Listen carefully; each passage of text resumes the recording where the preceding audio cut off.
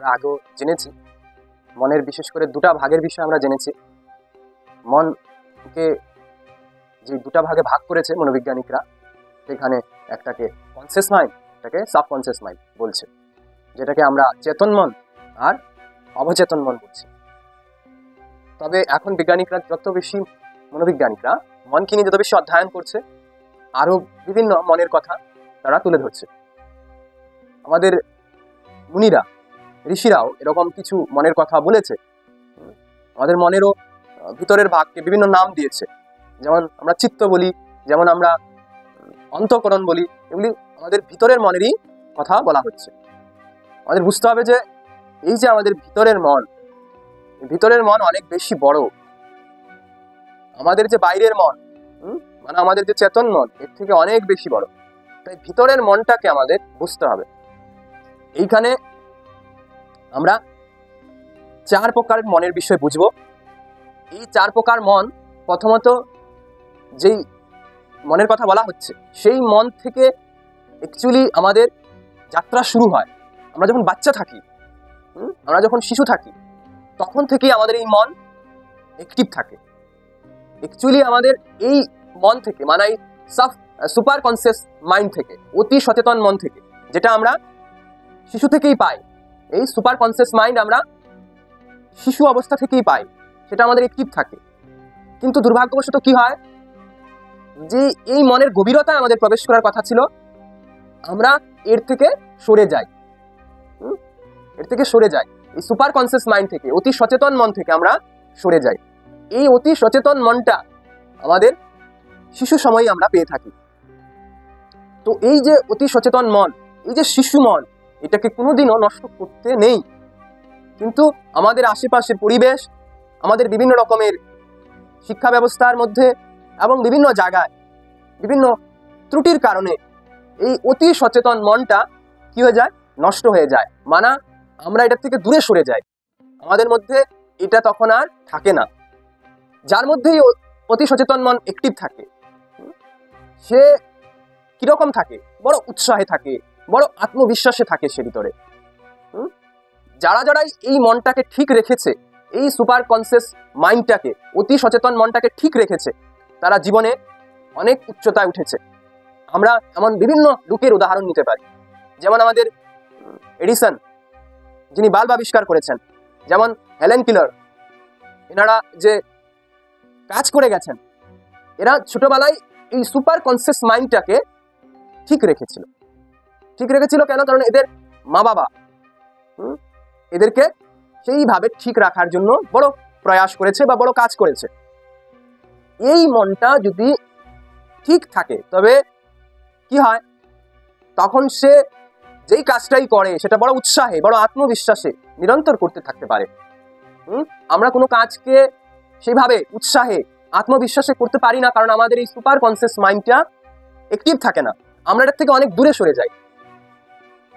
এই যে আমরা এটার থেকে দূরে সরে যাচ্ছি, তাই আমরা এটার গভীরতায় যে আরো অন্য মন আছে, সেই মনগুলিতে আমরা প্রবেশ করতে পারছি না।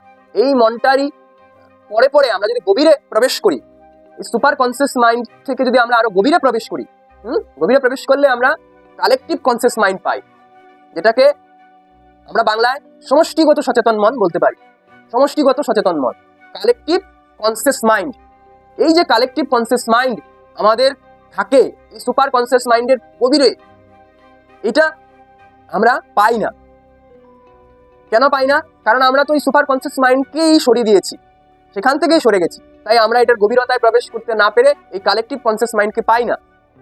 এই কালেকটিভ কনসিয়াস মাইন্ড মানে এই সমষ্টিগত সচেতন মন যখন আমাদের অ্যাক্টিভ হয়, তখন কি হয়, আমরা অনেক মনের সঙ্গে সংযুক্ত হয়ে যেতে পারি। আমাদের এই মন অ্যাক্টিভ থাকলে আমরা অনেকের মনের কথাকে ধরতে পারি তখন। যেমন অনেক গায়করা কখনো কোনো গান গায়, সেই গান পুরো একদম কয়দিনের মধ্যেই ভাইরাল হয়ে যাচ্ছে, কয়দিনের মধ্যেই তার গান প্রসিদ্ধ হয়ে যাচ্ছে, সবার ভালো লাগছে। কেন তার গান? কারণ ওনার সেই কালেকটিভ কনসিয়াস মাইন্ড কানেক্ট হয়েছিল, এবং সে তখন সবার মনের সঙ্গে কানেক্ট হয়ে কিছু করছে, কিছু গাইছে। কোনো নেতার ভাষণ খুব ভালো লেগে যায় সবার, একসঙ্গে এত মনের ভালো লাগছে, সেটা এই কালেকটিভ কনসিয়াস মাইন্ড কাজ করে। যখন কারো এই কালেকটিভ কনসিয়াস মাইন্ড অ্যাক্টিভ হয়, তখন সবার একসঙ্গে সবার সেই জিনিসগুলি ভালো লাগতে থাকে।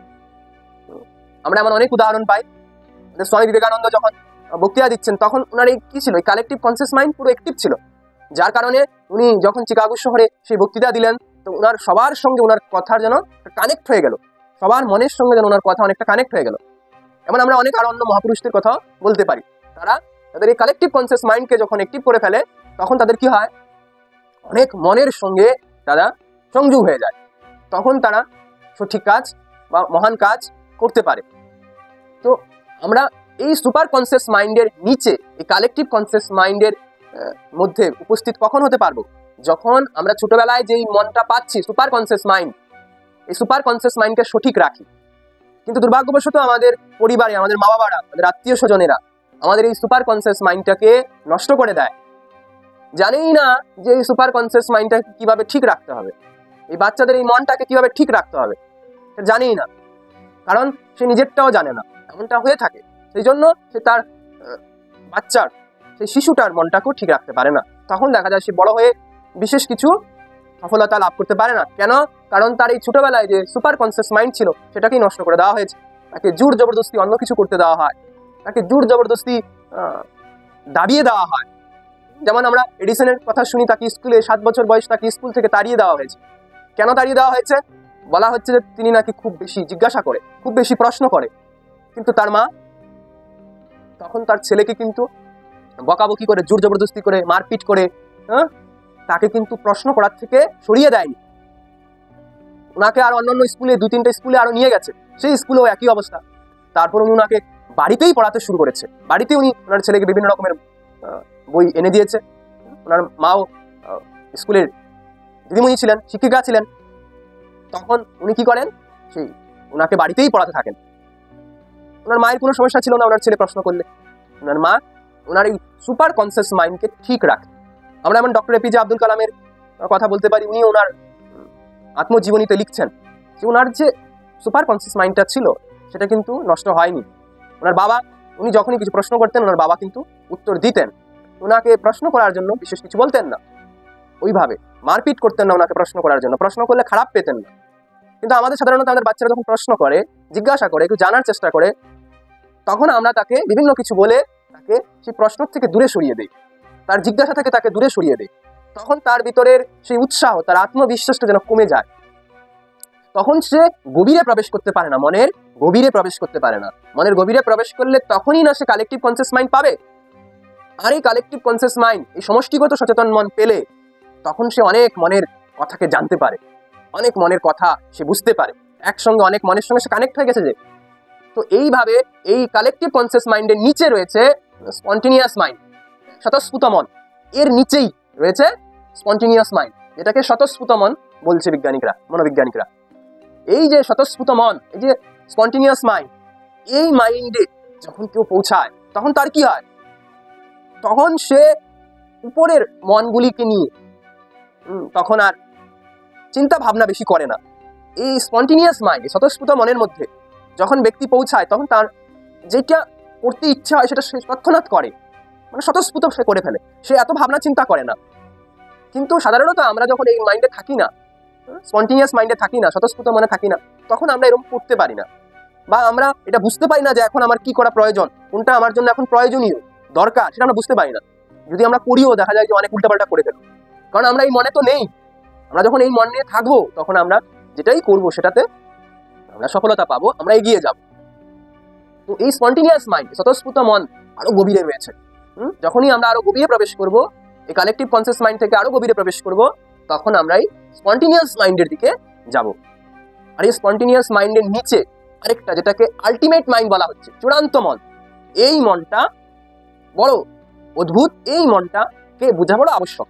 এই আলটিমেট মাইন্ড, আলটিমেট মাইন্ড কোনটাকে বলা হচ্ছে, এই চূড়ান্ত মন কোনটাকে বলা হচ্ছে, এই চূড়ান্ত মনে, এই আলটিমেট মাইন্ডের মধ্যে কি করতে হয়, এই সব মনের যেন কার্যক্রমগুলি এই মনের মধ্যে হচ্ছে।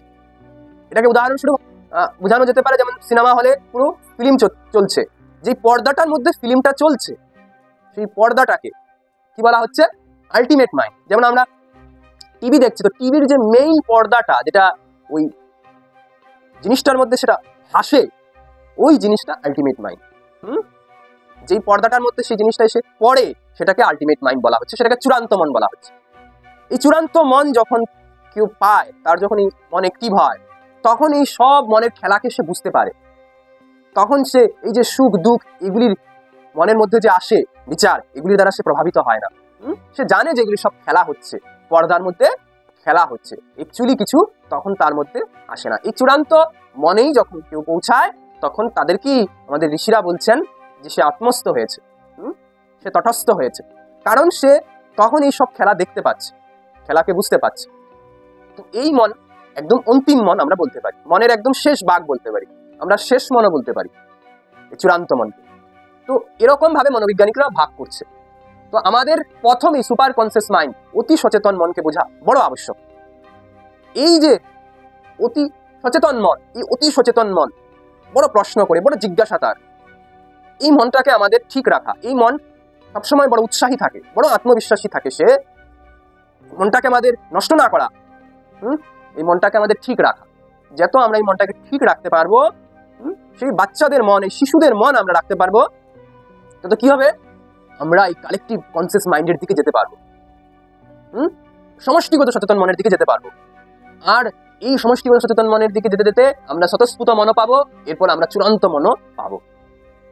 বোঝা যাচ্ছে? যখনই আমরা এই চূড়ান্ত মন পাবো, তখনই আমরা অ্যাকচুয়ালি আমাদের এই মনের সম্পূর্ণ মনকে জানলাম। নয়তো আমরা সম্পূর্ণ মনকে জানিনি এখন। তো এই অতি সচেতন মনের বিষয়ে আমরা আরো বেশি জানার চেষ্টা করব, আরো বেশি বোঝার চেষ্টা করব।